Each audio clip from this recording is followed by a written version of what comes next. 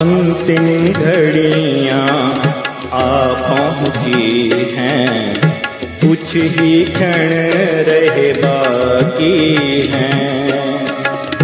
अंतिम घड़ियां आ पहुंची हैं, कुछ ही क्षण रहे बाकी हैं। समय बीतता जाता है, अब याद घर की आती है, अब याद घर की आती है। अंतिम घड़ियां आ पहुंची हैं, कुछ ही क्षण रह बाकी हैं। ओम शांति।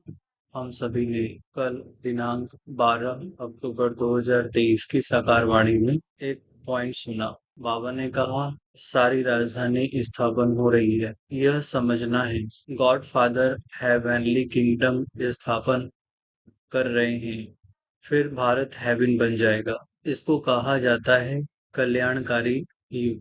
यह है बहुत से बहुत 100 वर्ष का युग, और सभी युग 1250 बरस के हैं। तो जैसा कि हम सभी जानते हैं, प्यारे ब्रह्मा बाबा के साकार शरीर का परमात्मा शिव ने जब पहली बार, जैसा कि हम सभी को ज्ञात है, का आधार लिया, वो समय था 1936 और बाबा ने इस मुरली में कहा यह है बहुत से बहुत 100 वर्ष का युग। तो 1936 से 100 वर्ष ऐड किया जाए तो 2036। आज हम सभी विनाश की लीला को बड़े और छोटे रूप में हर एक जगह महसूस भी कर रहे हैं और देख भी रहे हैं। अव्यक्त वाणियों में शिव बाबा ने विनाश के समय की कुछ गंभीर बातों को बतलाया था, जैसा कि कोरोना काल में हम सभी ने देखा, जैसा कि हम सभी प्रति क्षण और समय की रफ्तार को भी महसूस कर पा रहे हैं। जैसा लग रहा है कि एक साल एक महीने की तरह हो गया है, एक महीना एक घंटे की तरह हो गया है। इस रफ्तार से समय भाग रहा है। हम चाह तो रहे हैं पुरुषार्थ करना, लेकिन पुरुषार्थ हो नहीं रहा है।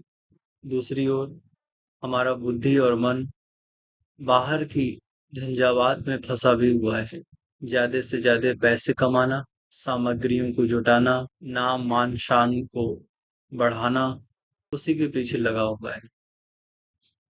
ऐसा प्रतीत हो रहा है कि माया अपने पूर्ण फोर्स में हमारे सामने आ रही है और हम बाबा की तरफ से अपने मुख को हटा करके माया की ओर मोड़ ले रहे हैं। प्यारे साथियों, प्यारे भाई बहन, अब यही समय है जब हमको यह निश्चय करना होगा कि क्या पुरुषार्थ में हमको रुचि लेना है या दुनिया की उन क्षणभंगुर चीजों में जो कुछ और समय के बाद नष्ट हो जाएंगे। जो पुरुषार्थ हम इस संगम युग पर करेंगे, इसी का फल 5000 वर्ष तक हम भोगेंगे। इसीलिए आप सभी आत्माओं से एक विनम्र निवेदन है कि इस समय की रफ्तार को समझते हुए अपने मुख को पुरुषार्थ की ओर, ज्ञान की ओर, बाबा की ओर बढ़े। ओम शांति। धन्यवाद।